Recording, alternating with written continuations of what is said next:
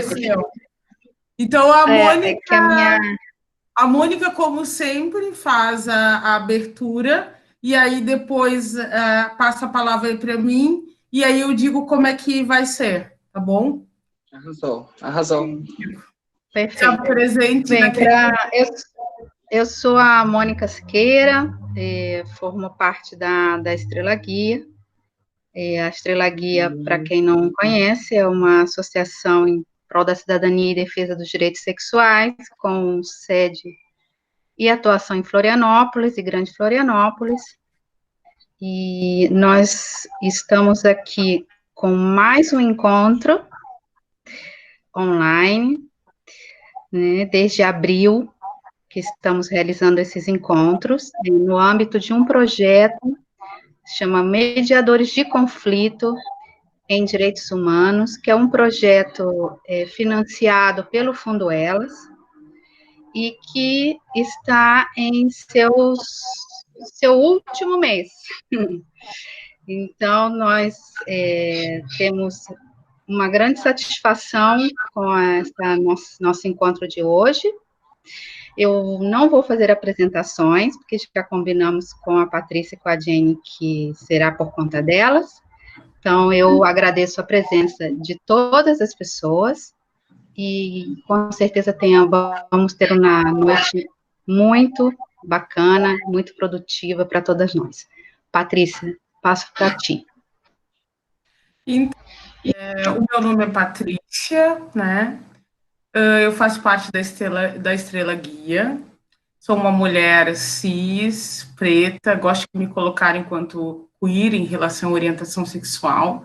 Acho interessante que todos nós nos coloquemos nesse lugar, assim, de falar das nossas identidades, né? Porque a proposta de hoje é uma troca a partir dos lugares de fala. Então, eu acho interessante que a gente se pense nesses lugares, assim, quais são as nossas identidades, né? Que se entrecruzam. Então, a Jenny, ela participou do nosso encontro, né? Do nosso primeiro encontro e segundo, né, Mônica? Presencial, porque esse projeto, ele tinha como objetivo encontros presenciais, né? Dentro da temática de mediação de conflito, para empoderar mulheres, né? E formar lideranças. Então, hoje a Jenny está nessa penúltima live, porque a última vai ser de avaliação, e essa é a penúltima com relação a outras pessoas e tal, chamando outras pessoas para o diálogo. Então, essa é muito importante, né, por conta desse marco, assim, da Jenny ter feito parte desse encontro inicial e estar com a gente até agora, né? Seguindo esse processo. E aí, a gente lembra, Jenny, que a gente tinha combinado colocar o clipe, né, do WD, Eu Sou. Eu sou, né? Uhum. Não deu porque por questões tecnológicas, assim, a gente não conseguia colocar o clipe de uma forma que não desse interferência. Mas assim, ó. Mas aí a gente pode deixar a dica, né, para o pessoal que está aí assistindo, para poder assistir o clipe em casa sozinho. O nome do clipe é Eu Sou, é muito bom. Tá, então assim, ó, como é que vai funcionar, né? Neste primeiro momento, eu vou conversar algumas questões, e aí vou lançar algumas questões para a Jenny, aí a Jenny vai se apresentar, e aí vai começar né, a falar a partir das questões que eu coloquei, e aí, no segundo momento, as pessoas vão poder participar e trocar com a gente, né, colocar questões e tal, que eu acho bem importante que tenha esse diálogo, assim. Então, mas assim, eu gostaria, no final, de ler um poema da Paulina, que é uma escritora moçambicana, e depois eu conto uma pequena historinha de como eu a conheci. Na real, ela é muito reconhecida, só que eu a conheci pessoalmente e não sabia que era ela, né? Então, mas depois eu conto isso. Mas agora, assim, ó, por que a gente pensou, né? Eu conversei com a Jenny a live foi uma construção, então nós pensamos em questões relacionadas à pretitude, por motivos óbvios, né? Ambas mulheres pretas, e a questão de identidade de gênero, né? Que toca a Jane, e aí, a partir disso, vai ser a nossa conversa. Por que autorretratos? Autorretratos porque é a partir das nossas experiências, né? Na arte, o autorretrato é o artista quando ele faz a si mesmo, pinta a si mesmo, né? Eu estou falando isso caso alguém não saiba. E aí, a partir disso, porque, né? A gente não pode ter as coisas Achar que como todo mundo sabe tudo. exatamente. Então, a gente vai falar de interseccionalidade, né, porque não tem como não falar, chamando a atenção que a interseccionalidade, ela é calcada por intelectuais negras, né, muito importante isso de falar. Então, ela é uma metodologia que ela tem a ver Com a com percepção do racismo velado, né? e com a percepção desse racismo, porque o que acontece com a interseccionalidade? Ela é pensar a questão do feminismo negro, né? Para pensar a questão Aham. negra. Porque, de início, tinha essa questão do feminismo branco de colocar tudo na mesma chave, e não está na mesma chave, porque Não. mulheres negras têm particularidades, né? Tem a questão do racismo. E aí a Jenny depois vai estar falando sobre isso a partir da vivência dela, das experiências dela. E eu queria trazer umas questões, né, que o movimento negro unificado, ele fez 42 anos de existência. Então, por que é muito Sabe? importante tocar nessa questão? Porque nós somos, por causa de uma ancestralidade, a gente tem uma construção. Então, eu quero também nessa live reverenciar, né, o movimento negro unificado,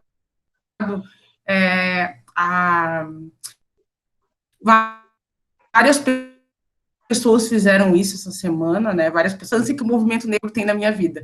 Se a gente está aqui com alguns avanços, a gente deve isso a pessoas que vieram antes de nós.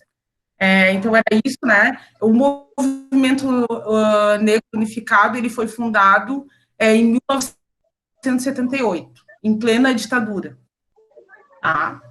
Então, essa é uma questão para ser colocada. Então, assim, ó, lembra, Jane, que a gente conversou a partir de um programa que eu vi, né, que é do jornalista Guilherme Soares Dias, onde ele fazia a seguinte pergunta. O nome desse programa se chama Guia Negro, de entrevista, e ele fazia a seguinte pergunta para as pessoas: o que é ser um corpo negro no mundo? E aí, Sim. no caso, eu te faço a seguinte pergunta: o que é ser um corpo trans negro no mundo? Né? Como foi a questão da tua construção enquanto mulher trans? Como é a tua relação com a tua identidade preta, com a tua identidade negra? Como é que essas coisas se relacionam para ti, né? Como que tu vê o racismo ou não vê? Então, essas são questões que eu te coloco nesse primeiro momento. E aí a gente vai discutindo a partir do que aparecer na tua fala, tá bom? Tá. E aí, no segundo momento, as pessoas participam. Então, Tá Patrícia. contigo, te apresento. Olá, galera. Meu nome é Jane Glow, sou de Florianópolis, tenho 22 anos, sou uma mulher trans. Na verdade, não binária, né? Porque eu tenho os aspectos bem masculinos em mim ainda que não me incomodam. E aí eu vivo aquela realidade de que às vezes eu sou muito masculina para ser uma mulher e às vezes eu sou muito feminina para ser um homem. Então, mesmo eu sabendo que eu sou uma mulher transgênero, eu tenho alguns conflitos pessoais aí que vêm da sociedade mesmo. Aí tu perguntou o que é para mim ser uma mulher trans negra no mundo. Aí existem dois mundos nessa minha visão de resposta para te dar. Tipo, tem o meu mundo que eu vivo e tem o mundo, né? Porque o mundo é a sociedade em geral. Para a sociedade em geral, eu faço parte da ralé, assim, da escama final, da base ali, abaixo de muitas classes, simplesmente por ser uma mulher trans. Mas no meu mundo, nas minhas vivências, eu tenho uma mãe que é homossexual, que está na live, inclusive, que é Feijão, e a minha família, assim, o meu crescimento sempre foi no meio de pessoas muito de mente aberta, liberal, cresci de muitos heterossexuais, mas todos esses héteros sempre respeitando o gay que eu era, a mulher trans que eu sou. Então, tipo, no meu mundo, eu vejo que eu sou um corpo negro ali e tal, mas um ambiente de muito respeito, assim, as pessoas, elas entendem, elas compreendem o meu eu e não tentam me diminuir ou me inferiorizar por isso. Óbvio que passo aqueles preconceitos matinais da vida, é o normal. Acho que todo mundo que é negro, todo mundo que é gordo, todo mundo que é trans, todo mundo que tem algum aspecto que seja diferente do padrão tradicional sofre. Mas são, assim, preconceitos que eu já não levo comigo, sabe? Tipo, não deixo, assim, me abalar, tal. E eu acho que é isso. Patrícia? Oi. Tá me ouvindo? Vocês Então, estão me ouvindo? sim, acho que todo mundo está ouvindo. Oi? Mônica, dá para te dar uma olhada? Dá para ouvir? Tá? Dá para ouvir, sim. Tá perfeito, Tá, dá porque para tá bem ouvir. baixo. Sim, está ouvindo, tô ouvindo perfeitamente. Ok. Tá. Então, assim, ó, Jenny, tu viu a live da semana passada? Vi pedaços, né? Ah, viu pedaços. Então, a gente estava, né, especificamente na semana passada, nós estávamos falando do racismo estrutural e de como, no âmbito do direito, né, obviamente, no âmbito Claro. do direito, porque nós estávamos falando com uma advogada, né, negra e tal, e a percepção dela em relação ao direito. Então, assim, ó, nós sabemos que o racismo é estrutural porque ele estrutura as relações historicamente a partir, né, da colonização, dessa relação escravista, né, nosso povo foi escravizado e isso determinou os nossos papéis sociais. Sim. Então, essa questão do racismo estrutural, ele tem um aspecto que é a naturalização das práticas racistas. Da gente achar que todo o preconceito que a gente vem sofrendo, a gente já não percebe. E eu acho que aconteceu isso muito comigo durante todo esse meu trajeto, toda essa minha adolescência, todos esses meus momentos, assim, até como mulher trans, a gente é muito objetificada como objeto sexual, né? E aí, sendo mulher negra, principalmente, dizendo que a mulher negra tem um fogo a mais, tem um molejo diferente. Então, esse é um tipo de preconceito que ele já vem agregado nas nossas vivências sem que nem a gente perceba, e que quando a gente cai na ficha de que isso acontece, a gente acaba que até gosta de alguns momentos poder usar isso a nosso favor, de certa forma, e isso também não é legal.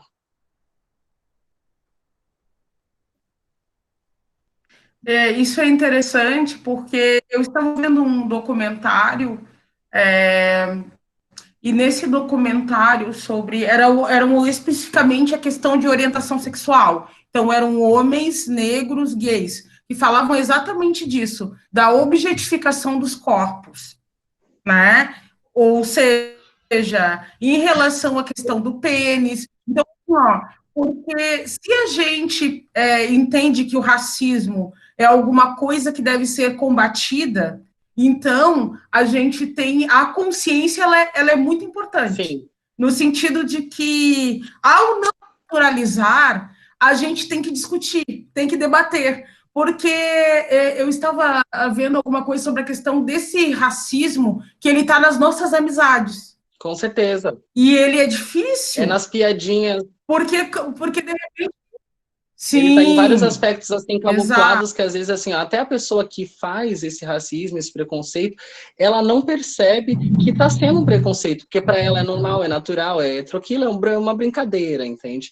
E é uma brincadeira que muitas vezes nem a gente percebe, mas que com o tempo a gente vai percebendo que não é legal. E aí, muitas vezes, a gente já não sabe mais uma maneira certa de mudar essas relações e essas atitudes, por conta da gente já ter se adaptado a viver com isso, entende? E eu acho que é isso que a gente não deve fazer, se adaptar ao preconceito. Eu acho que a gente tem que mudar, a gente tem que bater de frente, sim, a gente tem que abrir o olho de quem faz e abrir o nosso próprio olho de quem recebe, para não entrar nessa, tipo, mas também não ser arrogante, não ser grossa, porque às vezes isso é uma maneira também de fazer com que aquilo se perpetue, né? Acho que a pessoa que ela faz o preconceito, e às vezes ela não sabe, ou às vezes ela mesmo sabe, ela precisa de alguém que fale com ela com educação, com carinho, com tranquilidade, num momento tranquilo, que às vezes nem é o momento do preconceito.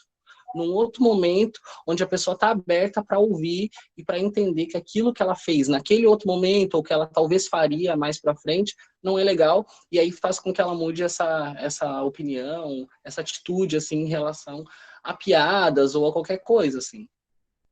E isso não acontece só com as pessoas negras, né? Óbvio que a pauta oficial é sobre negritude e tudo, mas o preconceito velado, assim, essa camuflagem aí, ela vem sobre tudo quanto é tipo de...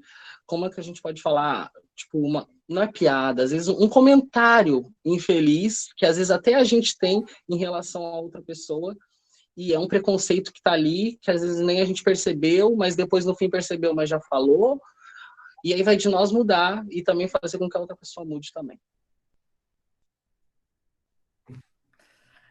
Assim, ó, eu penso que é super importante que a gente nomeie, né, as questões. Por exemplo, a gente sabe que tem a Com certeza. gordofobia, que tem transfobia, que tem homofobia, lesbofobia, mas é importante que a gente entenda como é que isso funciona junto, mas que não é a mesma coisa e que não tem como ser a mesma coisa. Porque às vezes as pessoas, para não discutir racismo, eu estou colocando um problema para ti aí, para não discutir Aham. racismo, elas dizem, ai, mas as pessoas sofrem outras questões por serem gordas, por serem pobres, entendeu? Só que a questão da raça, ela perpassa todos e todas, né? Inclusive as pessoas brancas. Só que as pessoas brancas, elas têm o privilégio de não serem racializadas. Com Mas as certeza. pessoas brancas também, elas pertencem à raça branca que é hegemônica. E esse é o problema, né? Então, assim, ó, eu gosto muito do Silvio Almeida, que é um professor, doutor em direito e tal, e ele fala que o problema do racismo é que ele é natural, por exemplo. Por exemplo, hoje uma ativista negra fez uma pergunta, tá? Ela fez uma pergunta no Facebook. Ela perguntou assim: quantos livros vocês leram com protagonistas negras? Ela fez essa pergunta simples. E eu fiquei me perguntando, eu fiquei assim, Tu, como mulher negra, como uma pessoa que trabalha em prol da sim, negritude, das causas, não tem uma memória sim, recente de um sim, autor de livro negro que tu tenha lido. mas olha só a questão, é porque você tinha muito pouco acesso. Hoje em dia, por exemplo, eu te falei, vou trazer a Paulina Chiziane. Hoje em dia eu tenho o prazer de conhecer autoras e autores negros. Mas qual é a Com questão? certeza. Por exemplo, o Machado de Assis já estava desde sempre na minha vida. Só que o Claro. problema é que o Machado de Assis embranquecido, né? Ou seja, até as imagens dele, ele parecia muito mais branco do que negro. Hoje em Com dia que certeza. essas discussões retomadas, e aí a gente consegue ver que ele era um homem negro escrevendo, né? Foi o precursor do realismo do Brasil na literatura, mas não é uma coisa que a gente sabia desde sempre, né? Então, assim, E ó, às vezes também não é uma coisa que as pessoas nem procuram saber, né? Tipo, a pessoa que escreveu exatamente. esse livro é o quê? Ela é negra, ela é branca, ela é o quê? Só que aí, no próprio livro, nos próprios contos, na própria leitura, tem indícios, se a pessoa perceber, de situações que descrevem a, a essência natural da pessoa, se ela é negra ou se ela é branca, porque os livros de Machado de Assis, eles têm algumas frases, alguns pedaços que demonstram como é que eu posso te dizer? Ai, Aí a bad dele em relação ao preconceito e algumas coisas, porque o cara é foda, né? Ele é uma mente, ele é um crânio. E muita gente vive sem saber, como tu acabou de Sim. dizer, que ele é negro. Muita gente vive, tipo, vai morrer sem saber que o cara é negro. Porque, como tu falou, foi embranquecida a imagem do cara. Inclusive eu, às vezes, como, tipo, mulher negra, vou fazer uma foto no Instagram, vou fazer uma coisa, assim, pro meu trabalho na internet, e eu percebo que até os filtros são destinados para pessoas brancas. Normalmente, os melhores filtros que tem um olhinho verde, entendeu? Tem sardinhas, tem um aplique de cabelo liso na frente, que é tentando fazer cada vez mais nós estar num padrão branco. É isso que tu falou, assim, ó, agora me remeteu a um campo que eu estava fazendo com a Kelly Vieira. Nós estávamos fazendo um campo, né, com as mulheres profissionais do sexo trans, e aí tinha uma mulher trans negra. E aí ela olha para o nariz da Kelly e diz: Nossa, o teu nariz é perfeito. Claro. Mas ela nunca olharia para o nariz e diria: Nossa, o teu nariz é perfeito. Claro. Entende? Porque isso está dentro. Por quê? Porque ela tem um padrão de branquitude. A ideia dela de beleza. Que é um nariz arrebitadinho, que é um nariz padrão. Sim. Se for ver, é um nariz padrão. Mas que é bonito. Exato. Padrão branco, né? Padrão branco, assim. E então é muito importante a gente entender que essas minúcias do racismo, elas funcionam em níveis muito, como eu vou dizer, em todos os níveis do cotidiano, e em todas, por exemplo, quando as pessoas falam amor não tem cor. Amor não tem cor? Será que amor não tem cor? É uma pergunta para ti. O que tu acha? Amor Eu não tem acho cor? que o sentimento do amor não tem cor. Mas a busca por aquele padrãozinho de filme, de novela, de marido e filhos e não sei o quê, essa tradução que as pessoas têm do amor tem cor. O sentimento do amor, não. E assim, hoje em dia também, eu acho que é muito complexo esse lance sobre falar do amor em relação à cor, porque hoje em dia os negros eles estão tomando os espaços, e como eu te falei antes, nós somos muito sexualizados. Então tem gente que às vezes não ama nem o negro, mas ama a cor, mas ama o sexo, mas ama a pegada, mas ama aquela sensação de proteção que tem do lado de um negro ou de uma mulher empoderada negra, porque uma mulher, para ser empoderada sendo negra, ela tem que ser muito empoderada. Então, o cara que está do lado dela, ou ele vai ter uma diva, ou ele não vai ter nada, entendeu? E é isso que eles querem. Às vezes não é nem a cor, é toda o que ela criou para se manter ali, entendeu? Para estar ali. Assim como mulheres e os homens negros e tal. Eu acho que é mais uma questão de proteção sexual, sei lá, meu nego. Até nisso tem o preconceito, sabe? Meu preto, minha preta, pois é, isso é. meu nego. Isso, gente, ninguém fala é meu branco. Hoje em dia fala também, que já é normal. Mas essa falinha, assim, é de preconceito também. Ah, essa aqui é a minha preta. É fofo, é bonitinho, mas é como se ele estivesse vendendo aquilo, assim, sabe? Não sei explicar direito. A mulher é como se fosse um produtinho. Ah, essa é minha preta. Porque daí as brancas já eram dele. Aí agora ele tem uma preta para dizer que é dele. Entende, assim? É bem louco. Entendo. Eu leio assim, quando eu percebo, assim, no rolê, parece um pouco isso, assim. Ah, eu e minha negona. Tipo, eles falam com ego daquilo, mas é como se eles estivessem vendendo aquela mulher quase, tipo, ah, eu tenho, você não. É louco. Sim. Então, também esse processo do auto-ódio, não sei se você já ouviu falar isso, mas e eu acho muito importante falar sobre isso, né? Que você é criado dentro de um padrão onde onde o padrão hegemônico é branco, e aí, nesse sentido, o auto-ódio seria isso. Você, com essa negação do que você aprende a se odiar, por exemplo. Se eu não vejo que o meu cabelo é positivado, eu não vejo que a minha boca é positivada, eu não vejo que o meu saber é positivado, porque durante essa questão da escravidão, a nossa história, ela foi totalmente violada, as histórias foram invisibilizadas, quem passou a contar a história foram as pessoas brancas, e essa é uma outra história, né? Acho que atualmente a gente tem essa questão do resgate da nossa história e da nossa autoestima. Então, por exemplo, você ter. Eu não sei se você já ouviu falar sobre essa questão do amor afrocentrado. Sim? Não. Tá, então o que seria? O amor afrocentrado é essa questão das pessoas negras se amarem, né? E formarem casais e tal. Por quê? Porque durante a escravidão, as pessoas negras não tinham como constituir família, porque elas eram propriedade de alguém. Elas procriavam para que os seus senhores e senhoras tivessem mais escravizados. Né? Estou falando disso porque muita gente fala, esse mimimi do passado. A gente não está falando sobre o passado, nós A gente está estamos falando do presente. Até porque eu que se conheço muitas reflete pessoas agora. negras. Desculpa te cortar, mas acho que tem a ver com o Não, que fica à você está vontade. falando. É que assim, ó, eu conheço várias pessoas negras que não têm vontade de ficar com outras pessoas negras, porque não querem que seus filhos, talvez, né, futuros filhos, venham sofrer os mesmos preconceitos que essa pessoa sofreu por ser negra. E aí eu fico pensando, mano, isso por um lado é uma coisa boa, porque, né?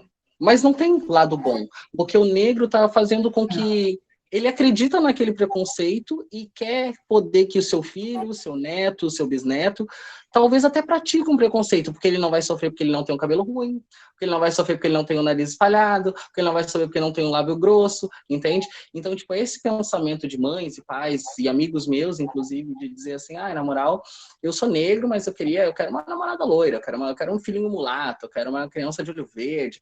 Já vem agregado a nós de que, tipo, a gente também não quer ver os nossos sofrendo. Só que como a gente não quer ver os nossos sofrendo, a gente quer parar de ter os nossos. Sabe assim? Sim. Quer parar de ter o que é nosso, quer ter a nossa cor preta mesmo, quer casar com o negão se tiver à vontade. Não que seja também uma obrigação uma pessoa negra ficar com uma outra pessoa negra, porque eu acho que isso não é assim que funciona também. E aí, além do negro, tem o índio, tem o japonês, tem o chinês.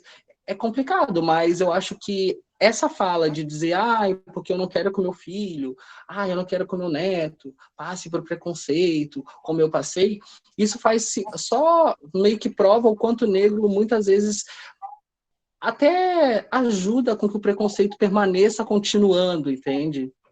Porque eu acho que se tu bate na tecla do não, eu sou feliz, eu sou muito mais eu tô afim do cara, eu vou ficar, nós vamos ter negrinhos lindos e a gente vai junto fazer eles aprender que o amor é maior do que o preconceito, de que a cor é menos importante do que a educação, de que a cor é menos importante do que o respeito, aí assim tá válido. Mas antes disso, bem difícil. Então, né, eu acho que por isso que eu trouxe essa questão do movimento negro e tal, para falar do quanto é importante.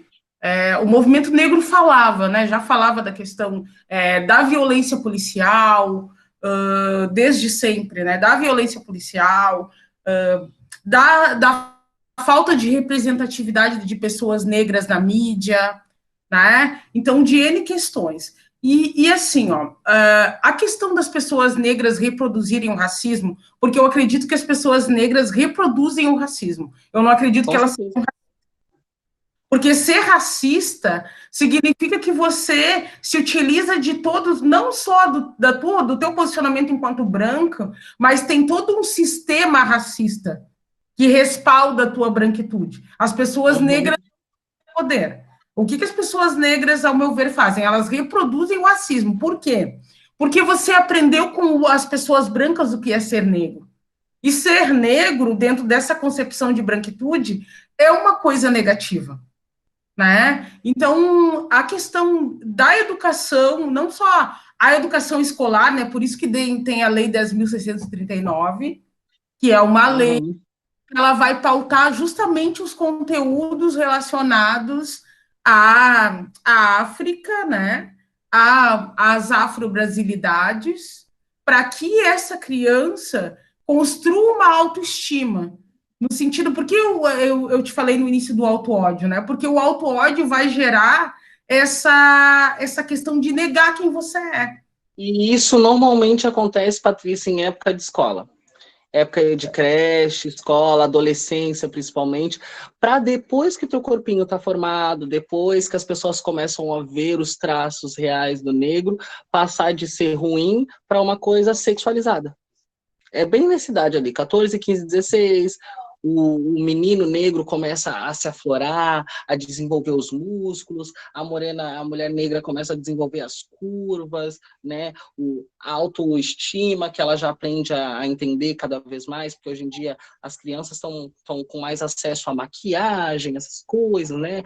Então acaba que já estão se encontrando antes do que nós, pelo menos. Tipo, na minha época demorou muito até eu tive esse negócio aí do ódio de mim mesma. Eu nunca passei como muitas outras pessoas, assim, que eu já ouvi, inclusive a minha mãe, de tentar se esfregar com esponja de aço. Isso nunca passou pela minha cabeça, sabe? Mas eu já alisei muito meu cabelo para tentar, né, ser mais clara. Já pintei de loiro para me sentir mais clara, sei lá, não sei, assim, são coisas pequenininhas que depois hoje, parando para perceber, até a trança é uma coisa que eu gosto muito e que é afro, é da nossa cultura, mas para mim ela ainda também cai dentro daquele padrão do liso, daquela estética do longo, do movimento, entendeu? Que vem ligado também à branquitude ainda. Por mais que seja uma coisa nossa, há muito tempo atrás eles desenvolveram isso aqui, para não ter que estar penteando os cabelos, mas também eu acho que para se sentir um pouco mais, não branco, não sei dizer se é isso, assim, mas eu sinto comigo que quando eu tirei o meu cabelo, assim, que eu tava só com o meu black, eu me sentia muito empoderada, muito bonita, mas ao mesmo tempo eu queria isso de volta, o movimento, o comprimento, sabe? Essa coisa de dividir, de amarrar, de soltar, e que muitas pessoas também passam por isso. Então, até que ponto também, mesmo depois de adulto, esse ódio ainda continua na gente, né? Às vezes a gente acha que já venceu, que já passou, não, agora eu me amo assim, só que aí existem pequeninos aspectos que tu não percebe, mas que estão ali, que no fundo diz, não, eu queria ser só um pouquinho mais claro. Não, eu queria ter só isso aqui, que eu achar só esse narizinho um pouquinho mais fininho, já tá ótimo. Ah, só um lábio um pouquinho menor, perfeito. Então é isso, sabe? Eu penso que hoje em dia, né, eu faço parte de muitos grupos de pessoas negras, eu acho importante. Eu tenho meu diálogo com as pessoas brancas, obviamente, que são a que fazem, que são a maioria, no meu cotidiano, a maioria são pessoas brancas, né? No meu cotidiano também, a maioria são pessoas brancas. Inclusive, eu sou para um homem branco. Olha que loucura. Sim, eu convivo mais com pessoas negras quando eu estou com a minha família. Mas hoje em dia eu percebo a necessidade de conseguir rever algumas coisas, né? Porque eu sou uma pesquisadora, mas ser só pesquisadora não é a questão, porque às vezes tu pesquisa coisas, tu consegue chegar a análises e tal, mas que isso não está na tua vida, né? Uhum. Como, por exemplo, a questão do ódio, como ela é uma questão da tua subjetividade, da tua relação com as pessoas, é algo que tu tem que no teu... trabalhar. Pro resto da tua vida, pro resto da tua vida. Pro resto da minha vida eu vou me questionar a respeito disso, e acredito que tu também, porque isso nos une, por isso que está discutindo pretitudes, porque eu sou uma mulher negra de Pelotas, né, do Rio Grande do Sul, uma cidade que foi construída a partir do trabalho escravizado. Eles utilizaram o trabalho de escravizados negros para construir a cidade, né? Para quem não sabe, as charqueadas eram lugares que se cultivavam charque, né? Aham. Oi? Não, pode continuar. Isso. Então, que se cultivava o charque, e aí utilizava a mão de obra escravizada, e aí eles ficaram tão ricos com essas charqueadas, que eram tipo fazendas, né? E eles fundaram a cidade de Pelotas, onde eles também utilizavam mão de obra escravizada, porque daí quando os escravizados não estavam trabalhando nas charqueadas, estavam trabalhando construir, porque não dá para você fazer charque o ano inteiro. Então, quando eles não estavam construindo as charqueadas, estavam trabalhando nas olarias para construir a cidade. Né? Então, eu venho dessa relação. Você já é daqui, tu é daqui de Florianópolis, certo? Floripa, né? Que daí aqui foi criado mais pelos Açores, pelos açorianos, né? Não foi pelo povo negro, mas muitos negros vieram para cá em busca de trabalho e vivência, porque aqui é um lugar tranquilo. E eu gosto muito daqui de Floripa. Agora, uma coisa que tu tá falando aí sobre os acharqueados lá, me lembrou uma coisa que não sei por que me veio na mente, que até a gente conversou esses dias sobre... Eu fui fazer um trabalho social lá no Morro do Mocotó, esses tempos, na casa de umas amigas e tal, e tu falou que o povo do charqueado, eles saíam de fazer a charque já para um outro ambiente, para fazer um outro tipo de trabalho, não é? Então eles estavam vivendo dentro de uma bolha, vamos colocar assim, que era muito difícil de sair dessa bolha. E isso me veio na cabeça agora o Morro do Mocotó, porque foi um dia só que eu passei lá, das 10 da manhã até as 2 da tarde, eu já estava pesquisando algumas coisas, assim, sobre comunidades e tal, e eu vi o quanto o sistema, assim, o sistema governamental, o sistema da sociedade mesmo em si, faz com que as pessoas de comunidade, as pessoas negras de comunidade, permaneçam vivendo aquela realidade, sabe? Tipo, é como se fosse eles colocam as pessoas dentro de uma bolha para que lá eles fiquem. Tipo, muita gente tem o tino e quer sair daquilo. E tem que lutar muito para conseguir sair daquilo, porque não é fácil. Porque é muito mais fácil tu chegar ali, ir num CRAS, pegar uma cesta básica, entendeu? E ali numa ONG, numa coisa, e as pessoas vão ajudando essas pessoas carentes de comunidade para mantê-las ali. Aí as crianças que crescem ali, crescem já vendo o tráfico, crescem vendo a mãe tendo que ir no CRAS, aí acham que aquilo é normal, com 15 anos a menina já quer ir lá pegar uma cesta para ela também. Aí fica no morro de boas, aí rouba um terreno por ali mesmo, constrói um quarto-cozinha, entendeu? Acaba que engravida, porque tá tendo, não tem um ensinamento concreto de nada, fica vendo o tráfico ali 24 horas, baile funk, droga, enfim, é muito difícil sair daquela realidade. E isso que tu falou parece que me lembrou muito aquilo, na real. Eu queria que tu falasse um pouco sobre o que tu acha, assim, desse sistema governamental em relação às comunidades carentes e pessoas negras dentro das comunidades carentes. Bom, eu venho de uma comunidade, né? Eu não tinha falado isso, mas eu venho de uma comunidade de Pelotas, né? As doquinhas. Doquinhas por causa de eram ancoradouros de navios, e aí as doquinhas têm uma coisa especial, porque é as margens do São Gonçalo, que o São Gonçalo é um canal que é o encontro de dois rios. Então, eu digo que tem essa coisa luxuosa da vista do São Gonçalo. É uma periferia, mas com a vista luxuosa do São Gonçalo. Não tenho o que mostrar para vocês, mas vocês entenderiam se vissem. Então, o que acontece? Nessa comunidade, hoje em dia tem mais brancos do que negros, mas quando eu era criança, tinham mais negros, por causa da família do meu pai. Né? E porque o que acontece? Essa comunidade lá, ela foi formada a partir do momento, tinha uma população que tinha invadido o local, e aquela população foi tirada de lá. Foi tirada de lá e aí foi para esse outro lugar. Então, assim, se a gente for pensar na questão do pós-abolição, por exemplo, a relação com pós-abolição, para onde foram as pessoas escravizadas, né? O que elas ganharam? Nada, não tinham terra, não elas tinham... muitos voltaram a trabalhar por um prato de comida. Sim, exatamente. E muitos aí fundaram, né? As favelas foram fundadas a partir disso, né? Claro. Porque daí era uma ajuda comunitária, um ajudava o outro, como assim, eu tenho um pouquinho, tu tem um pouquinho, ali foram se formando aglomeros, e ali eles começaram a trabalhar entre eles para se ajudar, e aquilo foi aumentando até se tornar a primeira favela, né? Então, o que acontece? Assim, eu vejo que a favela é o reflexo desse desse racismo Desse estrutural. momento. E eu não estou dizendo, assim, a questão do Covid mostrou uma coisa, tá? A força das pessoas por causa da minha comunidade. E eu sempre deixo isso muito escuro. Tá? A minha comunidade, ela me dá força.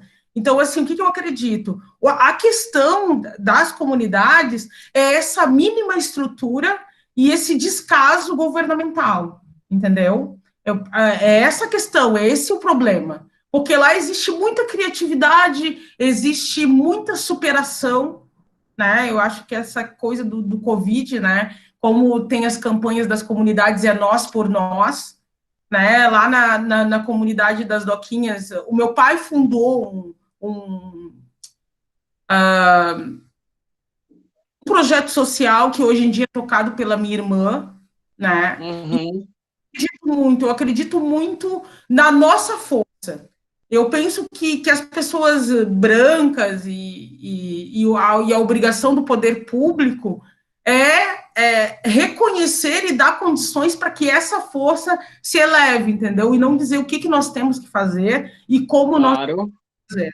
Mas é óbvio que o sistema do jeito que a partir dessa questão do racismo estrutural, ele gera um lugar do negro, das pessoas negras na sociedade, né? Porque, por exemplo, alguém que venho de uma periferia, sou a primeira da minha família a entrar numa universidade, entende? Quando eu entrei para a universidade, eu falei, meu Deus, quando eu cheguei no primeiro dia, eu falei, isso aqui não é para mim, entende?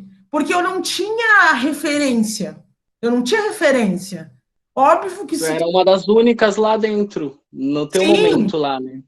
a única aluna negra, naquele momento eu era a única aluna negra. Por isso que eu falo assim, ó, importante se remeter ao movimento negro, por quê? Porque hoje em dia eu sou uma aluna das ações afirmativas. Eu fiz mestrado, doutorado, né, e agora estou no doutorado pelas ações afirmativas. E ações afirmativas não são esmola. Ninguém está me dando esmola. As pessoas Com certeza não. elas estão reparando uma coisa que é uma destruição, porque o que fizeram com o nosso povo foi uma destruição, e é preciso haver uma reparação. Então, as ações afirmativas, elas funcionam no sentido de reparar isso, né? Claro.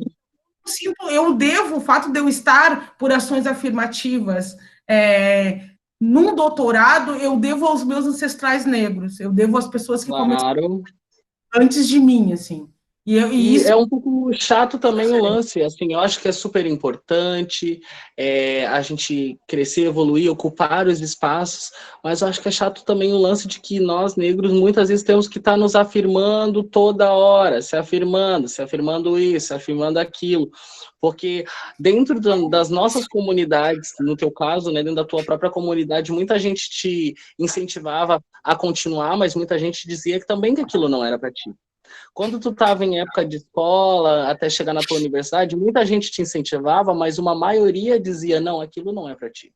Né? Te incentivar a seguir um outro caminho, a ir trabalhar com outra coisa, a tirar o teu momento de estudo. E não, tu tinha que estar toda hora se reafirmando contigo mesma, para dizer, não, o que eu quero para mim, o que eu quero para mim, eu quero fazer parte de uma evolução, eu sou evolução, eu quero fazer parte dessa história junto com os meus ancestrais, e eu vou fazer a diferença.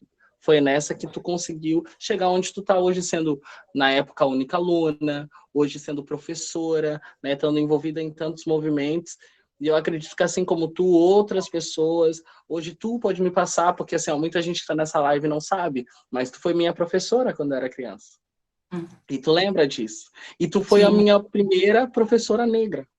Inclusive, a gente já conversou sobre isso, o quanto Exato. era louco, assim, tipo, para mim, quanto aluna negra, na época, apenas menino gay, e eu fiquei, tu lembra que eu até falei para ti? Sim. Nossa, que loucura, tu é a minha professora, tu é negra. Foi uma coisa assim, né, que eu falei na época. Foi. Porque para ver como até para uma criança, até para um adolescente, dá para sentir isso, entendeu? E o quanto tu tinha que estar te afirmando sempre para também estar naquele Exato. espaço, para também estar naquela escola, né? Quanto diretora branca, professores brancos, funcionários brancos, alunos de geral brancos, enquanto tu também tinha que estar lutando. Eu acho que isso é muito importante, mas por outro lado é muito chato também, sabe? Seria tão mais fácil se não tivesse que estar toda hora se autoafirmando tanto, só pudesse chegar, fazer o teu e sair, sabe? Então, assim, ó, isso que tu fala é bem importante, porque nós, pessoas negras, a gente não só tem que estar se afirmando para os nossos, algumas vezes, mas também para as pessoas brancas, né? Que não acreditam, Claro. que desacreditam nos saberes das pessoas negras, assim. E eu faço questão de ser uma pessoa que tem uma fala que consiga ser acessível, porque eu venho desse lugar de comunidade, eu venho desse lugar da escola. Se eu quisesse, eu poderia citar 1000 autores, né? Mas eu não vejo isso como importante, porque para mim o mais importante é que tu consiga acessar o que é a interseccionalidade, porque afinal de contas, a interseccionalidade foi criada por ativistas negras e pensadoras para que todas, Aham. para que as pessoas negras, mulheres negras, pudessem usar essa ferramenta, né, enquanto discurso. Então não é só para mim que estou na academia, é para você, é para todas as mulheres negras. E isso é importante Aham. ser entendido assim.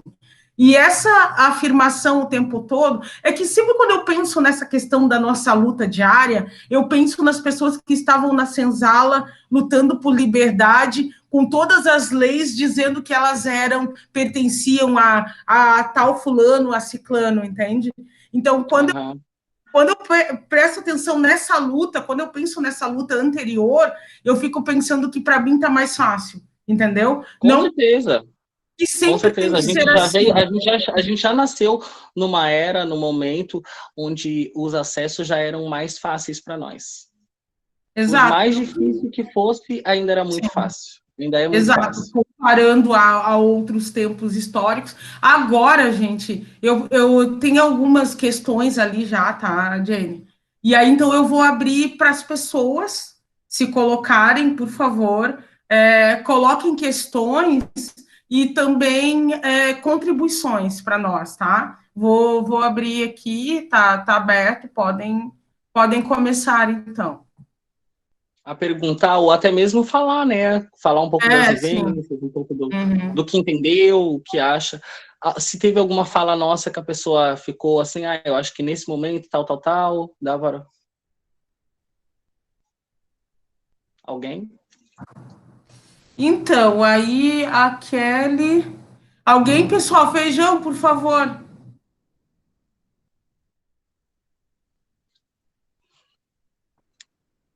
Nossa, tá chovendo bastante aqui. Aqui também. Gente, desde já, Eu gratidão queria para todo fazer mundo que tá aí. um comentário, pode ser? Pode ser, Uhum. Rony. Escutando vocês, eu estava pensando nessa questão da representatividade, né? E pensando na Patrícia e na Jane, na questão geracional que está aí, né? Que a gente deve pensar, porque se a Patrícia foi sua primeira professora negra, eu, por exemplo, eu tenho 48 anos. E quem me alfabetizou foi uma mulher negra. Mas que não se colocava enquanto negra e não se falava disso na escola. Aham. Quando se mencionava isso, bem, para contextualizar, né? Eu tenho a minha avó paterna e materna, que já são falecidas, eram mulheres negras do que a gente chama a roça, que a gente chamava no Rio de Janeiro assim, né? Que é do interior. campo, né? Eram mulheres do campo, né? Junto com seus maridos brancos, né? E eu, dentro da minha casa, sempre escutei da minha avó que ela jamais se reconheceu enquanto negra, e sempre me dizia que eu não poderia jamais namorar um homem negro, nem pensar em namorar ou me casar. Mas por quê? Quais eram os motivos? Quais eram os motivos, assim, que tu não podia? Assim, Jane, nessa época, por isso eu estou dizendo da questão geracional, né? A gente não se questionava.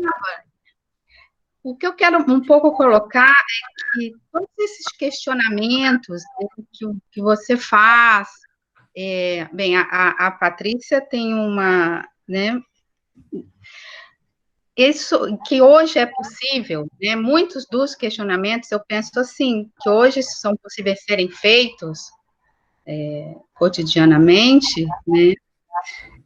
Vincula-se também, né? Vamos dizer, não gosto de dizer muito a questão evolução dos movimentos, é uma coisa meio o avanço. Vamos pensar assim, Patrícia pode me ajudar nisso, do movimento, dos movimentos sociais, particularmente do movimento negro, mas também dessa representatividade que eu vejo, por exemplo, na geração mais jovem, e aí eu acho que as mídias sociais têm um papel muito interessante em relação a isso. Porque eu estava fazendo um link aqui, que eu fico falando e fico pensando muitas coisas ao mesmo tempo. O clipe do Eu Sou, né? Estava pensando também na Lineker e tantas, né, outras artistas, né, negras que pensam assim, né? Se colocam assim, fazem questão que a Linda Quebrada, né, negra também, e que, né, o papel que eu acho fundamental, né, dessas pessoas para não só para a geração mais jovem, mas também para criar conflitos com as anteriores, né? Posso? Claro! Então. Desculpa. É porque tu falou aí sobre artistas negros, não sei o quê. Eu vou dizer para vocês que boa parte da minha adolescência, assim, da minha juventude, eu aprendi a me amar muito mais ouvindo artistas negros. O primeiro acesso que eu tive de amor próprio comigo mesma e de saber que eu podia ser alguém foram com cantoras, principalmente a Beyoncé, que vamos colocar aí, todo mundo conhece a Beyoncé, essa mulher, a Whitney Houston, vamos colocar assim, né, o Snoop Dogg, que são cantores negros, assim, internacionais todos, mas que marcaram muito a minha adolescência em relação a isso. Tu falou ali, Lineker, né, tu falou como é o nome do outro? Linda Quebrada. Nossa, são pessoas que realmente tipo, trazem para ver como a música, porque em questão musical, dizem que os negros também têm essa pegada, né, musical, artística, da dança e tudo tal.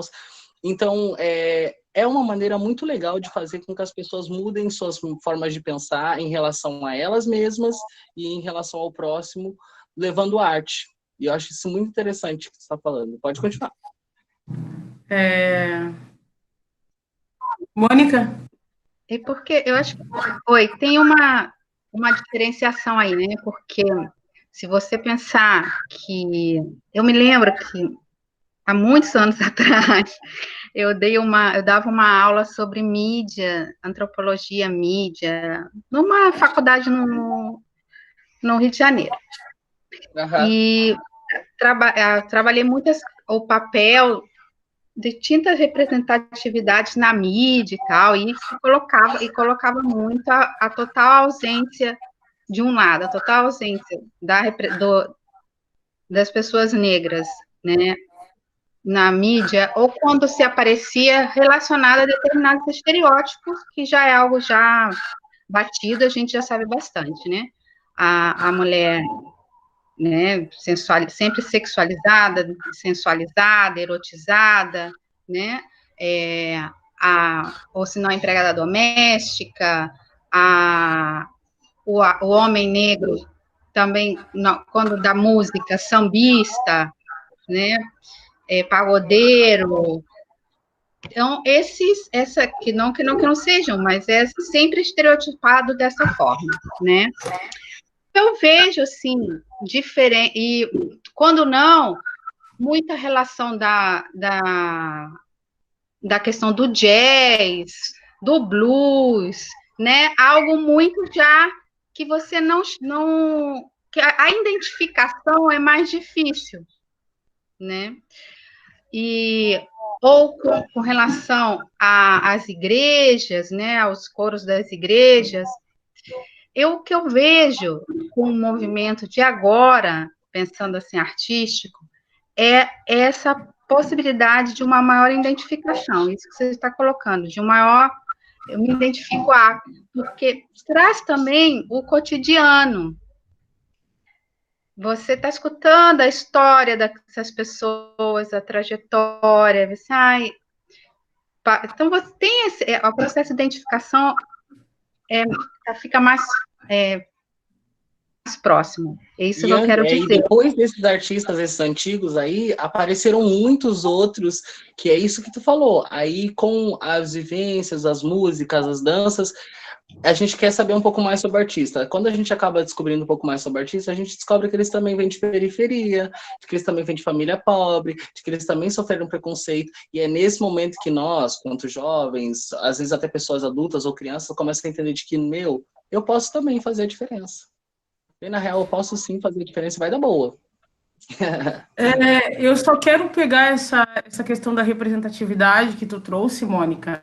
A Kelly coloca algumas questões aqui que eu vou ler, tá? Mas primeiro eu vou fazer o que eu estava pensando sobre representatividade.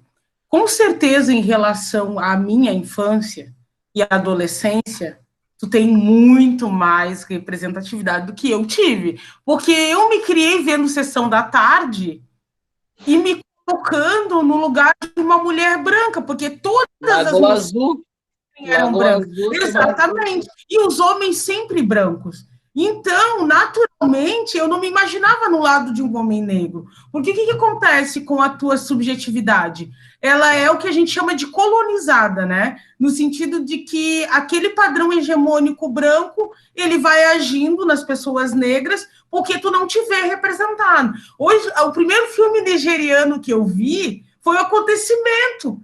Imagina, aliás, na verdade, eu tenho que pensar que na minha infância tinha aquele seriado do Will Smith, né? O Maluco no Pedaço. Isso, que toda a família era negra. Foi a primeira vez que a gente viu uma família negra positivada norte-americana, porque no Brasil, né, em termos de representatividade ligada a você ter um programa, a identidade negra positivada, não, porque assim, o que a gente vê ainda na mídia? As novelas sempre dá para contar os negros. Tá. Aí, se eles fazem uma tomada na favela, aí eles fazem questão, entendeu? Eles fazem questão de mostrar quem é que está lá. Então, isso é muito importante a gente ver essa questão, tá aparecendo, mas como? Quando? Em que situação? Né? Eu acho que, para mim, esse momento mais importante que a morte do George Floyd trouxe, que é a questão da branquitude, assim, se colocar como problema. Das pessoas brancas se colocarem como problema dentro dos seus privilégios. Porque é muito complicado tu passar a vida inteira, entendeu? Tendo que explicar, porque tu sempre tem que te justificar para as pessoas brancas. E dizer para elas por que é isso e por que não é aquilo. Entendeu? E isso é extremamente cansativo. Então, tá na hora das pessoas brancas começarem a questionar os seus privilégios. Tá, mas por que privilégios? Vão pesquisar, vão estudar. Eu estava vendo Roda Viva com o Silvio Almeida e ele diz, cara, para tu tu ser uma pessoa negra, você tem que saber de várias coisas, porque como o racismo, ele está instituído em todos os âmbitos da sociedade, então tu é obrigado a te ver nesse lugar de ter que saber muito sobre muitas coisas.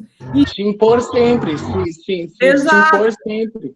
E a nossa questão da cultura negra, da resistência, ela está na dança, ela está ela está nos saberes, em vários saberes, inclusive os saberes corporais, que na escola é muito complicado, mas isso é meio que eliminado, né? Isso é uma coisa complexa, assim, porque a gente tem um saber que ele é hegemônico, né? Esse saber europeu, eurocêntrico. Isso é mais uma questão. Claro que aqui a gente não está discutindo respostas, a gente está discutindo questões. Eu vou só ver aqui, Jenny, a questão da Kelly, tá? Aqui, ó. Tranquilo. A Kelly, né, me falou sobre a questão das cotas para brancos. Né? Eu já falei algumas vezes que tem um antropólogo negro que ele diz que ele não era a favor das cotas para negros, mas da diminuição de cotas para brancos. Quando a gente fala isso, a gente está dizendo o quê? Que as pessoas brancas são hegemonia, né, em vários lugares, principalmente nesses lugares sociais colocados enquanto positivos e hierárquicos, e que essa presença não é questionada, porque é uma presença naturalizada. Mais uma vez, vamos voltar àquilo da presença do branco naturalizado em vários lugares. E a cota para as pessoas negras, ela está nas comunidades, ela está na precariedade, né? Porque se tu for ver a maioria da população carcerária, a maioria que sofre com a violência obstétrica, com a violência doméstica, e isso não é à toa, né? Isso não é à toa, isso tem a ver com racismo institucional e com racismo estrutural. Aliás, todo racismo é estrutural, né? Mas ele está nas instituições que formam o sistema. Aí, Jane, olha só, ela pergunta para ti o que tu pensa sobre a visão social que coloca as pessoas trans, né, essa carga de sexualidade, que é cruzada com a hipersexualidade ligada às pessoas pretas, né, que tu já tinha falado. Então, só para fechar a fala da Nick ali, falando sobre artistas, tals, né, da época, da arte em si, e eu falei sobre os meus artistas que fizeram referência na minha vida. E eu fiquei refletindo agora que, na verdade, Beyoncé, que é uma cantora que eu sempre gostei muito e que me ensinou a ser a mulher negra empoderada que eu sou, no fundo, ela nem era tão considerada negra durante muito tempo, porque ela vinha com os cabelos sempre claros, aquele tom de pele mais achocolate, mais bombonzinho para claro, entende? Ela fala muito sobre ser negra, mas ela fala muito mais sobre ser mulher, então ela defende uma outra causa, assim. E aí também me veio na cabeça que eu tinha falado antes sobre, só para antes falar sobre isso aí, Sim. Sobre as minhas tranças, que tem o lance da branquitude, até nas tranças atreladas, assim, né? E aí eu vi que tem isso até nas vivências antigas, Whitney Houston, aquela Tina Turner, que são pessoas, artistas que marcaram gerações até hoje e que eram representatividade de mulher negra, mas que no fundo tu falou do ódio delas, do ódio, né? Do auto-ódio, Auto-ódio, das pessoas negras. que muitas vezes elas mesmas podem ter sentido isso nelas por conta e a gente nem percebe e usava elas ainda como exemplo para nós, porque elas usam peruca até hoje. E a peruca não foi nada mais, nada menos feita para que a mulher negra ou a mulher sem cabelo pudesse se sentir com cabelo. E as primeiras perucas que foram feitas, elas não eram crespas, elas eram lisas, elas eram onduladas, elas eram perfil branco. Tanto que Beyoncé, sendo mulher negra e sendo uma das ícones da minha vida, tá sempre de peruca e sempre com umas perucas top. Que tu olha, tu acha que o cabelo dela é natural, branco. Mas, enfim, voltando a falar sobre a pergunta da Kelly ali, o que eu acho, né, em relação... Como é que é? Pergunta, repete aí que eu esqueci. Então, vamos lá. Ela falou, o que tu pensa sobre a visão social que coloca as pessoas trans a partir de uma carga de sexualidade, né, sexualizadas, né, só vistas como sexo, se cruzando com a questão da hipersexualidade, né, que é colocada que é colocada para as pessoas pretas, né, as pessoas pretas hipersexualizadas. E a Então, como trabalho para a pessoa trans, é uma imposição ou uma identificação? O que tu acha? o trabalho na prostituição ou o trabalho? Não, a prostituição como trabalho para a pessoa trans, que é uma imposição ou uma identificação? Eu acredito que assim, ó, na minha opinião, eu vou falar sobre as minhas vivências, né? Eu, enquanto mulher trans e tendo outras amigas trans brancas, porque eu não tenho nenhuma amiga, não, tenho duas amigas mulheres trans negras, e que nós temos perfis completamente diferentes, isso é que é o mais louco. Mas em relação às mulheres trans brancas e eu acredito que toda a sociedade ela já vem de muito, muito, muito, muito, muito tempo sexualizando as mulheres trans. Porque nós somos considerados como se fosse o terceiro sexo, né? Porque tem ali a mistura entre o homem e a mulher, mais o órgão masculino. Enfim, isso aí vem até das coisas dos egípcios lá. É outra pegada. Mas nas vivências sociais da gente, assim, vamos colocar Brasil, que são outras realidades que não tem nada a ver com os gregos, eles sexualizam demais a mulher trans, porque, na verdade, até nós mesmos muitos colocamos nessa situação, sabe? Tipo, muito no início, assim, eu acho que quando a gente começa a se aflorar mais feminina, e começa a ter cabelo, e começa a se sentir desejada, a gente começa a se sentir desejada por um e por outro, e aí tu começa a perceber que tu te faz querer ser mais desejada por outros e por outros e por outros. E eu acho que é isso em relação à trans. É uma curiosidade muito grande que os homens têm, as pessoas, até as mulheres têm, em saber como é que funciona, como é que é. Eles assistem vídeos, tudo, mas eles querem saber no real. Hoje em dia as pessoas estão muito pensando no e se eu morrer amanhã? A vida é uma só, eu tenho que viver o agora, eu tenho que aproveitar um pouco de tudo. Então é nessa que cai esse desejo assim, ó, intenso em querer saber o que é estar como mulher trans. Agora, ser uma mulher trans negra, eu acho que tem muito mais ainda, porque eu escuto muito dos caras, muito, assim, de guris e homens, que eles não conhecem muitas trans negras, não, e que eles têm muita vontade de saber qual é que é, por causa do tamanho do pau, por causa sei lá, do corpo, não sei explicar. Eles querem saber o que é uma trans negra, entendeu? E aqui em Floripa, vamos colocar que não tem muitas, não. Então, aparece vários, assim. E o lance da prostituição, ele é muito ligado a esse desejo sexual, porque, assim, ó, muita gente gosta de transar. Nós, mulheres trans, precisamos de dinheiro. A gente vai largar um currículo, a gente vai em qualquer lugar, as pessoas sempre estão olhando com um olhar indiferente. Até acontecer, normalmente as minas trans que eu conheci, ou já tinham emprego, ou são cabeleireiras, ou são donas do seu próprio negócio, ou são prostitutas. E quando não são prostitutas e não são donas do próprio negócio e não nada disso, alguém de uma ONG, uma amiga indicou, não sei o que, foi toda uma função até conseguir encaixar essa mulher trans dentro de um local de trabalho. E mais do que isso ainda, essa mulher que está ali trabalhando, ela tem muito perfil padrão. Mesmo sendo gorda, não, ela parece mulher, ela é passável, como muita gente fala, sabe? É muito difícil tu ir numa loja, por exemplo, num hotel, e encontrar uma trans não passável. Eu quero, né, até vocês que estão aí na live começar a se perguntar assim, quantos lugares você já foi que tinha uma mulher trans, visivelmente trans, que tu conseguia perceber que aquilo era uma mulher trans e ela estava ali trabalhando tranquilamente. Tipo, é muito difícil. É muito difícil. Aí o que acontece? Ou a gente cai no tráfico, só que a maioria das trans não querem traficar, porque não já é difícil ser nós. Então, se já é difícil ser nós, vamos só fazer o quê? Vamos se cuidar e ganhar dinheiro com o que a gente tem, que é o quê? Nós. Aí, é o que acontece, a maioria dos caras que vem atrás da gente, mesmo sendo para pagar ou não, eles vêm à noite, eles vêm de madrugada, eles acham o teu perfil do teu Instagram, do teu Facebook, 9, 10, 11, meia-noite, 1 hora, 3 horas da manhã.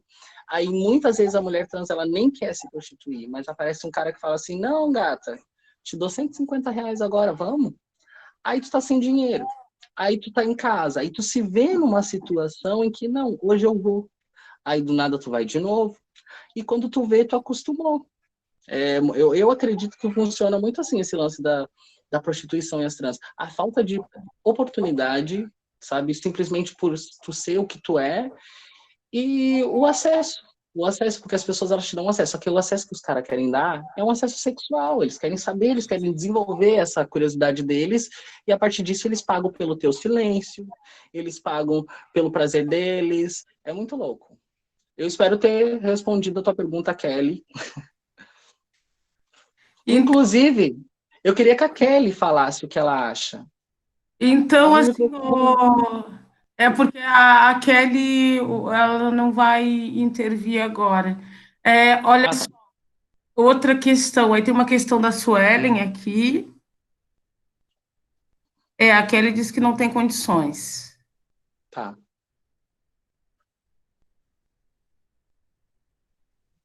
Tá. Aí a Suelen coloca aqui, como fazer com que um conhecimento emancipado, como a dança, por exemplo, não se transforme em um conhecimento regulado nas instituições, como na folclorização? Bom, tu quer responder, Jane? Não, essa eu acho que é uma pergunta bastante complexa e tem a ver com arte, né? Eu sei que eu sou uma artista, mas tu é professora de arte, então agora a gente deixa essa pautinha pra você. Então, assim, ó, essa questão da apropriação, né, da apropriação institucional de questões que são ligadas, porque ninguém é dono da corporeidade, né, ninguém é dona da corporeidade. Isso é uma questão que vem da ancestralidade. Então, eu acredito, eu sempre acredito que a universidade, ela não tem o direito de se apropriar de questões que são próprias da comunidade, né, da expressão da comunidade. A minha questão é essa, assim, eu penso que nem tudo pode ser institucionalizado, né, e nem tem que ser. Eu penso que essa é uma forma, é uma visão eurocêntrica de ver o mundo, assim, onde as coisas não podem se dar pela experiência, elas têm que serem justificadas a partir de uma lógica acadêmica. Eu acho isso assim, acho que não. E aí eu vou... Até porque tem muito mais gente que tem muito vivência sem conhecimento técnico. Exatamente, São mas essas tem pessoas que às vezes conhecimento. ensinam mais. Essas Exato, pessoas são as mas que sim, ensinam melhor, ensinam mais, porque elas não têm aquela coisa teórica demais, é muito prático. E a prática é o quê? É assim, assim, assado, vamos fazer. exatamente. Como que a tua mãe te ensinou a trançar? Prática. Prática. Tanto que eu e minha mãe paramos para estudar sobre paramos para estudar sobre trans, minha mãe tá aí, ela pode confirmar. Tempos depois, tipo, mesmo, assim, tanto que a gente já foi em Assembleia Legislativa lá para minha mãe dar, tipo, entrevista, né, não é entrevista, assim, dar uma palestra sobre Sim, trança, tal, e a história da trans. Esse foi o momento em que a gente se pegou estudando para saber o que era, porque até então, trança para nós era uma prática e a gente fazia para ganhar dinheiro. E aprendeu na vivência, assim, sem muita teoria, não tinha. Quando a gente aprendeu, não tinha muita teoria, era assim, faz aí, vamos fazer assim, assim, assado. Tu olha, é assim e fez. isso. Tá, e Mas tem alguns. uma. Eu vou trazer uma questão que a Kelly tinha colocado lá no início, que primeiro é para mim, sobre a questão do auto-ódio. Se é possível vincular a questão do auto-ódio da rejeição de si que atravessa as pessoas LGBTI+, e a mais. Eu acredito que o auto-ódio, ele pode ser vinculado, sim, porque o auto-ódio está no fato de você não se aceitar a partir do hegemônico, ou seja, eu tenho um modelo hegemônico do que é ser uma Padrão.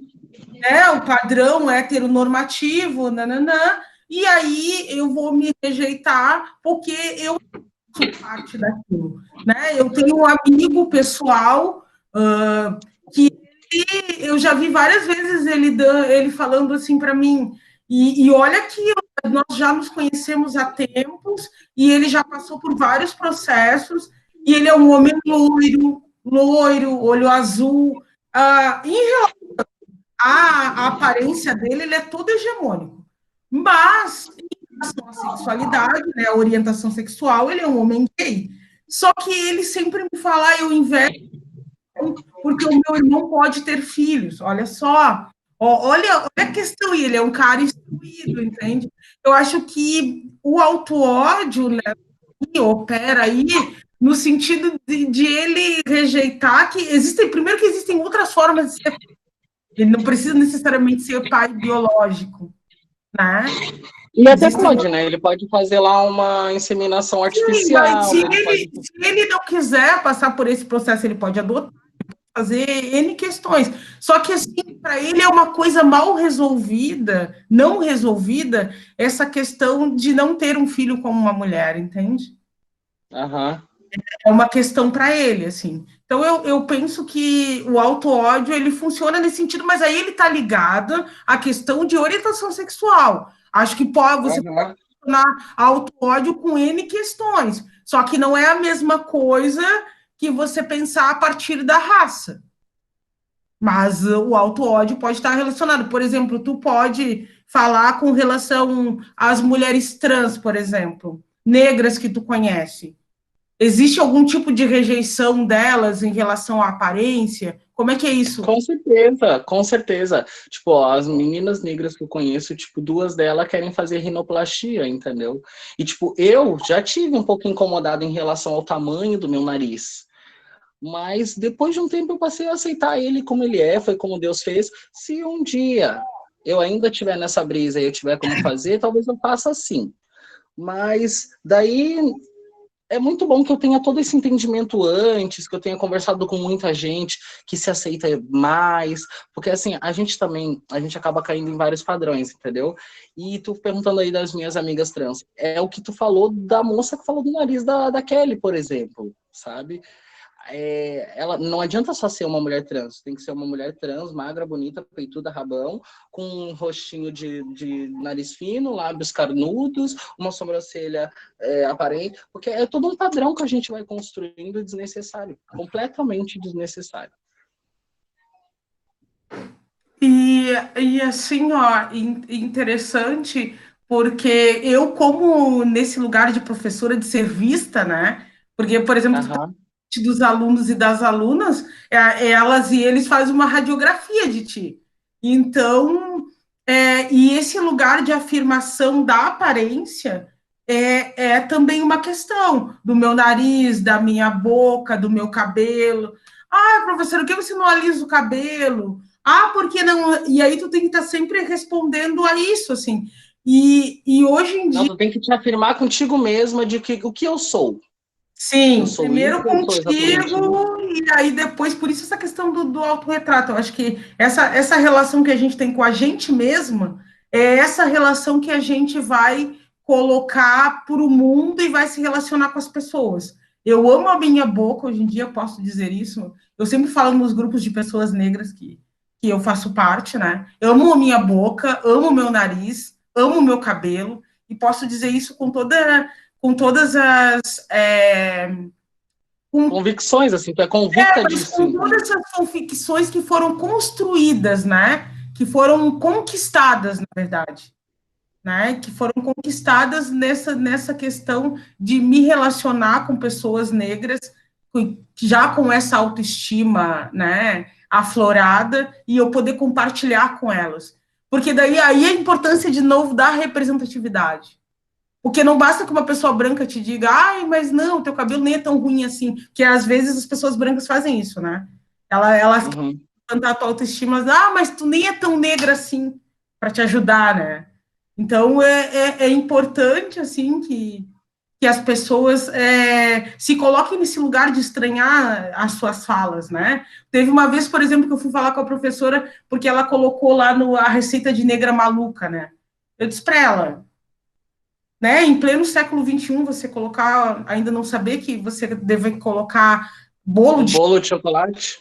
Porque quando você está fazendo menção à negra maluca, você está fazendo a menção a um povo, você está fazendo menção a um corpo de uma mulher negra, e isso vai ser motivo de chacota dentro da sala de aula. Então, são N questões sempre implicadas, né? E as pessoas costumam dizer, mas tu está sempre criando, tu está sempre... Mas, gente, é problema, e aí, como a Vilma falou lá na live, com a Feijão, né, a gente tem que dar nome às coisas. Se é homofobia, se é transfobia, se é racismo, é racismo. Tu pode não querer ter feito essa fala, mas a tua fala é racista. Eu já tive, por exemplo, nas minhas amizades, pessoas, por exemplo, porque o teu cabelo o teu cabelo tá tão alto que tu não vai conseguir entrar na porta, tá entendendo? Para a pessoa, era uma brincadeira.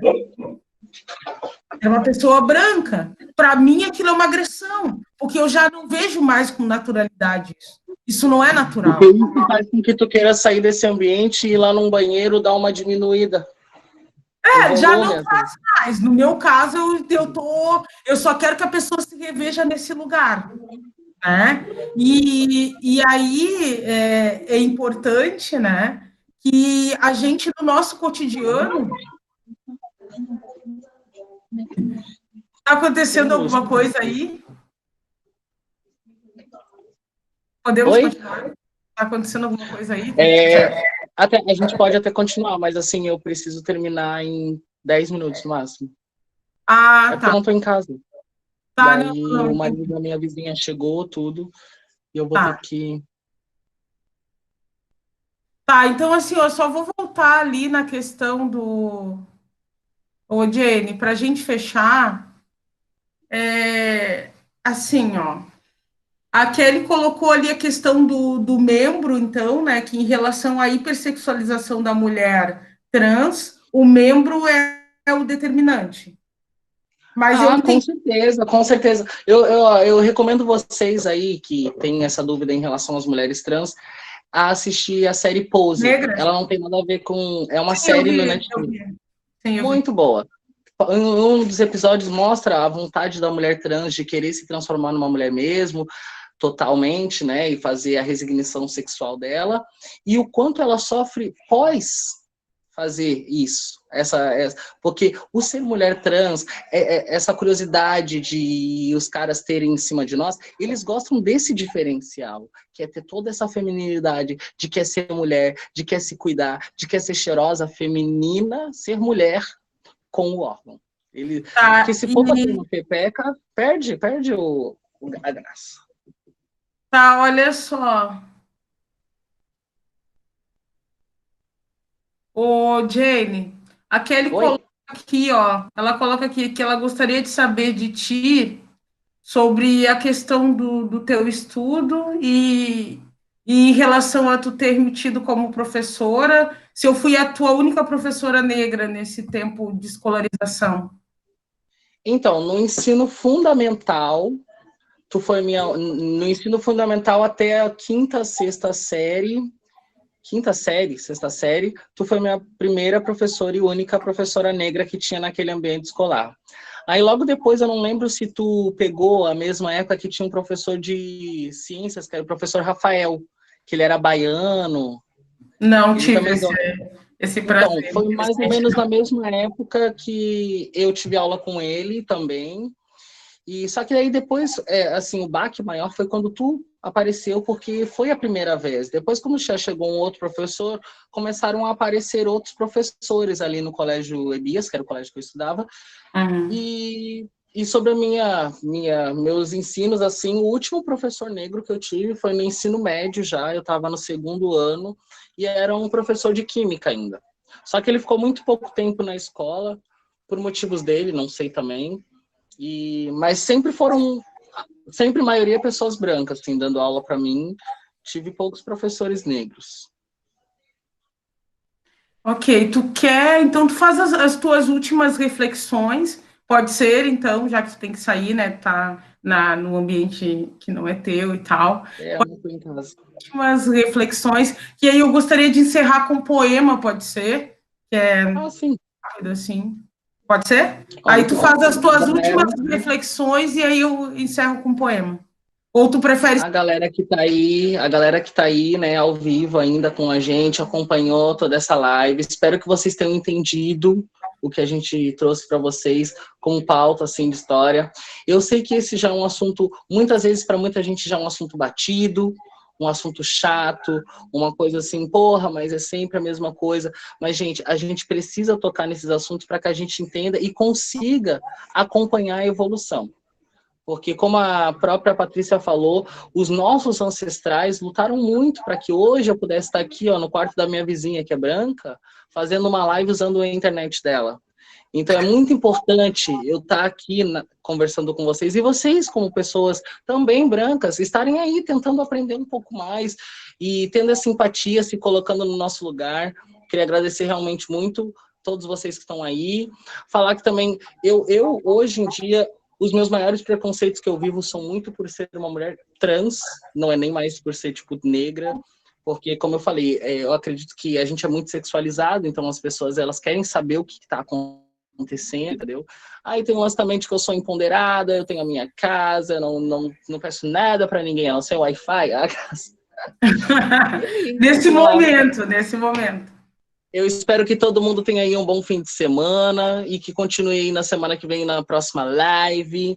Vamos ouvir agora o poema da Patrícia. Meu nome é Jane Glow nas redes sociais. Quem quiser conversar comigo também sobre qualquer coisa, me ensinar, aprender, eu estou sempre disponível. Eu gosto muito de ter essa conexão com as pessoas, principalmente agora em época de pandemia, que a gente fica só em casa.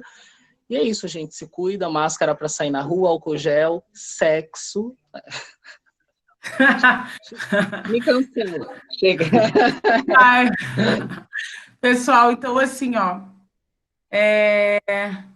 Jane, depois tu poderia cantar para encerrar? Poderia. Então tá. Então eu leio o poema e aí tu encerra cantando um trechinho da tua música, tá? E então tá.